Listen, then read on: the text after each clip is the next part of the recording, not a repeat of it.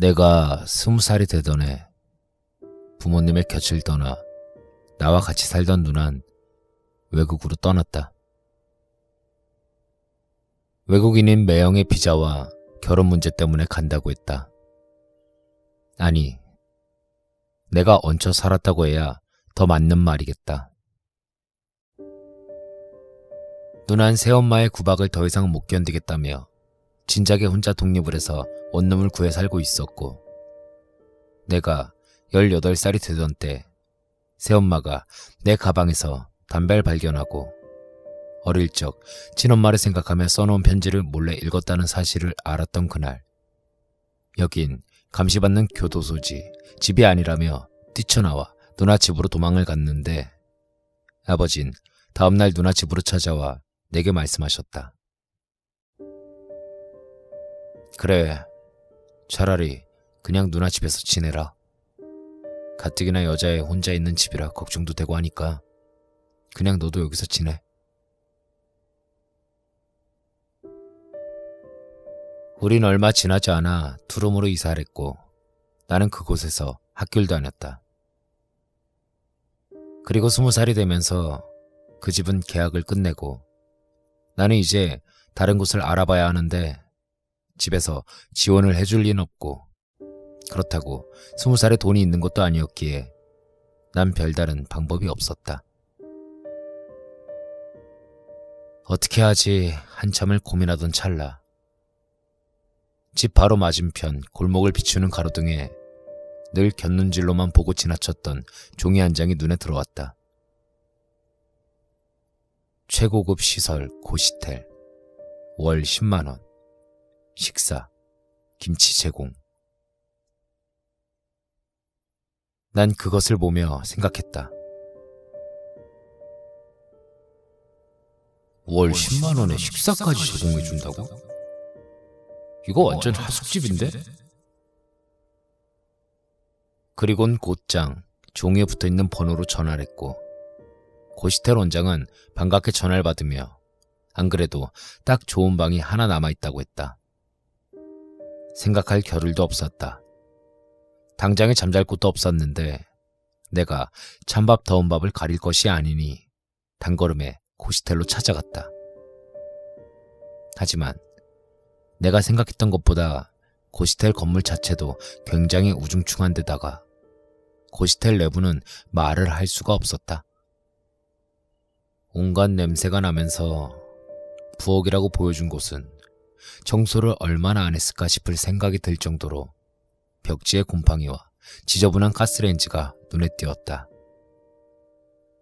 근데 여기서 참 특이한 건 그래도 방은 정말 깨끗했다는 것이다. 창문은 없었지만 냄새도 안 나고 상당히 깨끗했기에 이 돈으로 내가 어딜 가서 이 정도 집을 구하겠냐 생각에 어쩔 수 없이 나는 바로 계약을 해버렸다. 그리고 그때 문득 원장이 내게 말했다.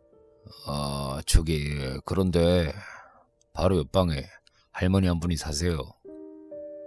근데 조금 시끄러울 수도 있으니까 학생이 이해해줘요. 예, 괜찮습니다. 난 공부를 하자고 들어온 것도 아니었기에 딱히 신경이 쓰이지 않았다. 그날 내 짐을 모두 옮기고 낯선 방에서의 밤이 시작되었다. 근데 원장 말대로 진짜 옆방에서 시끄러운 소리가 들려왔다. 통화를 하는 것 같기도 하고 혼자 떠드는 것 같기도 하고, 그걸 알 순 없었지만 그게 신경 쓰이는 큰 소리는 아니었기에 내 짐을 정리하는데 몰두하고 있었다. 근데 그때 갑자기 문을 두드리는 소리가 들렸다. 나는 원장인가 싶어 네 하고 뒤를 돌아 문을 열었지만 문 바깥엔 할머니 한 분이 서 계셨다. 아이고, 오늘 들어오셨어요. 예. 안녕하세요. 그분의 인상은 참 선해 보였다. 한겨울인데도 고작 내복에 털조끼 하나만 걸치고 있었고, 손에는 무엇을 그리 바리바리 들고 계신 건지. 그분은 한참을 내게 고시원 얘기를 해주시다가 대뜸 손에 들고 계셨던 그것들을 내게 주었다. 밥도 못 먹었을 건데 이거 먹어요. 젊었을 때 많이 먹어둬야 해. 나 같은 늙은이는 뭐 이제 곧 죽을 거라 안 먹어도 괜찮아. 하시며 귤 한 봉지와 고추장찌개 그리고 파전을 주셨다. 난 애써 괜찮다며 할머님 드시라고 말씀드렸지만 사양하지 말고 받아달라고 하시는 말씀에 난 잘 먹겠다고 인사를 드리고 이내 받아들었다.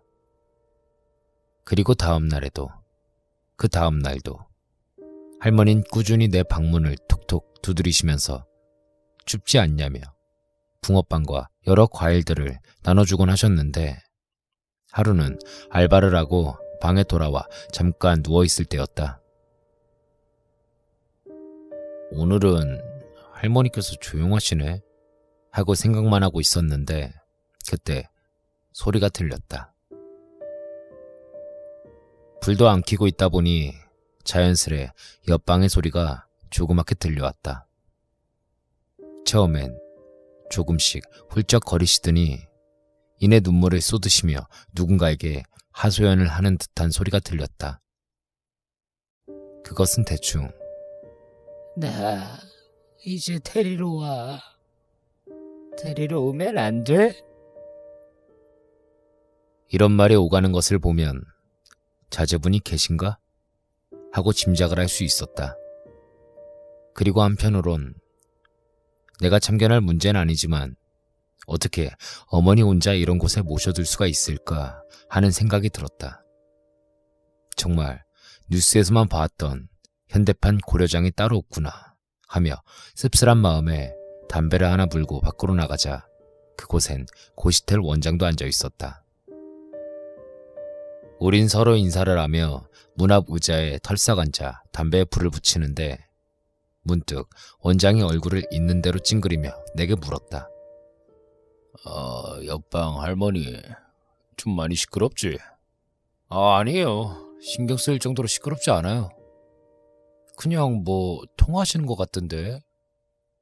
그러자 원장은 고시텔 입구를 한번 쓱 쳐다보더니 의자를 내 쪽으로 끌어와 목소리를 낮춘 채 말했다. 사실 아들이 하나 있는데 며느리가 집에서 늙은이 냄새 난다고 싫다고 요양원에 보내자 그랬대. 근데 요양원이 한두 푼 들어? 아들이 글쎄 조용한 데 가서 살라고 여기다 보내놨대. 진짜요? 찾아오긴 해요. 저 할머니가 아마 여기서 4년 살았지? 근데 딱 한 번 봤어. 뭘 사들고 오지도 않고 그냥 돈 몇만 원 주고 가더라니까. 이거 내가 참견할 일은 아니지만 그래도 너무하잖아. 안 그래? 그럼 밤마다 그 아들분이랑 통화하시나 봐요. 조심스레 꺼내봤다. 무슨 대화를 하길래 그렇게 서럽게 우시는 건지 알고 싶었기 때문에. 아휴, 참 불쌍한 사람이야. 할머니는 집에 한번 가보고 싶다고 데리러 와주지 않겠냐. 엄마가 그렇게 밉냐 그러고 있지. 아들은 며느리한테 잡혀 사는지 절대로 안 된다고 그러고. 아니 아무리 그래도 자기 엄마인데. 그러다가 이내 다른 사람들이 우르르 나와서 우린 대화를 마쳤다. 할머니께 그런 사연이 있었구나 하는 생각과 어쩌면 조금이라도 다른 사람이랑 대화도 하고 먹을 것을 나눠주면서 조금이나마 그 마음을 달래고자 하셨던 건 아닐까 싶은 생각이 들었다. 그리고 원장한테서 그런 이야기를 들어서인지 몰라도 옆방에서 할머니가 우는 소리가 들릴 때면 또 아들이랑 통화하셨구나 하는 예감이 들곤 했다. 그렇다고 방에 찾아가는 건 좀 아닌 것 같고 대화 상대라도 되어드릴까 했지만 그건 주제넘는 행동 같았다. 하지만 나도 결국 사람인지라 할머니의 그런 마음도 알고 고생하시는 것도 충분히 알지만 내 먹고 사는 것이 우선이 되어 나를 그렇게도 챙겨주시는 할머니께 무엇 하나 도와드린 것이 없었다. 아니, 도와드릴 수가 없었던 거다. 그렇게 시간이 지나 하루 종일 꼬박 일해서 얼추 200이라는 돈을 모아서 이제 원룸이라도 갈 수 있구나. 드디어 고시원을 탈출하는구나 하던 그때 고시원에 들어온 지 딱 2년이 지나가던 그해 할머니가 짐을 바리바리 싸들고 계단을 힘겹게 내려오시는 모습이 내 눈에 들어왔다. 난 얼른 달려가 할머니의 짐을 들어서 1층에 옮겨들었다. 아무것도 모른 채. 아유, 무슨 짐이 이렇게 많아요? 안 도와줘도 되는데, 고마워요. 그리고 뭔가 느낌이 이상해서 할머니께 물었다. 근데 할머니 어디 가요? 아니, 그냥 이제 고시원 나가려고. 아참, 나 학생 주려고 챙겨둔 거 있는데. 라고 하시면서 작은 가방을 바닥에 내려놓으신 채 한참을 뒤적거리시더니 이내 꺼내 보이신 건 네잎클로버가 들어있는 열쇠고리였다. 이거 좋은 거 못 해줘서 어떡하나. 이거 네잎클로버예요. 내가 직접 만든 건데 나 항상 도와줬잖아. 고마워서 주는 거예요. 작별 인사도 할 겸 이거 가져가. 난 뭔가 모를 서운한 마음이 들었다. 고시텔 복도나 바깥에서 나를 마주치면 언제나 존대를 해주시면서 항상 뭘 하나 더 못 챙겨주셔서 안달나신 분이 고시텔을 떠난다니. 괜히 섭섭한 마음이 들었다. 난 내가 해드릴 수 있는 건 그저 내가 끼고 있던 장갑과 목도리를 드리는 것뿐. 내가 처음으로 할머니께 무언가 해드린 것이다. 할머니, 날씨 아직 많이 추워요. 이건 저한테 항상 음식이랑 먹을 거 주셨으니까 보답으로 드릴게요. 이거 버리지 말고 꼭 해요. 절대 사양하실 줄만 알았던 할머니께선 이제 마지막이라고 그런 건지 내 앞에서 장갑과 목도리를 휙 두르시고 세상 밝은 얼굴을 하시며 고맙단 한마디 하시고 이내 짐을 바리바리 챙겨 길을 나서는 모습이 보였다. 그때 할머니의 뒷모습이 어쩜 그리도 처량한지. 난 괜한 마음에 눈물이 날 것 같아 고시텔로 올라왔다.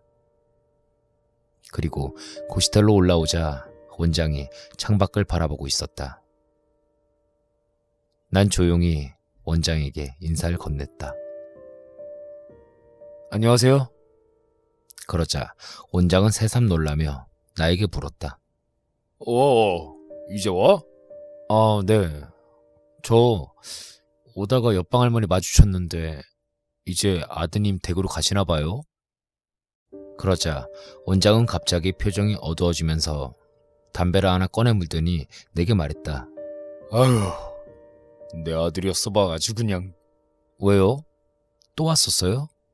아니, 오늘이 방세 내는 날이잖아. 할머니랑 학생만 안 보냈더라고. 아, 맞다. 바로 보내드릴게요. 그건 그렇고 할머니 방센 매달 아들이 보내온단 말이야. 근데 지금 3달째 돈을 안 보내는 거야. 할머니도 그걸 아니까 오늘 아들한테 전화를 했더니 며느리가 대신 받아서 뭐 지들도 힘들다니 뭐라니 그랬대잖아. 아니 그럴 거면 그냥 있게라도 해주든가. 원장은 주변을 힐끗 보더니 이내 말을 이었다. 아니 그렇잖아. 내가 올 겨울까지만이라도 돈 안 받고 개지게 해드릴 테니까 그냥 두시라고 그랬더니 뭐래나 됐대. 그냥 내보내래. 아들이 그래요? 아니, 며느리가. 원장은 손해를 보면서도 할머니를 조금이나마 챙겨드리고 싶었지만 결국 못된 아들 내외 덕에 그조차 날아가 버렸다.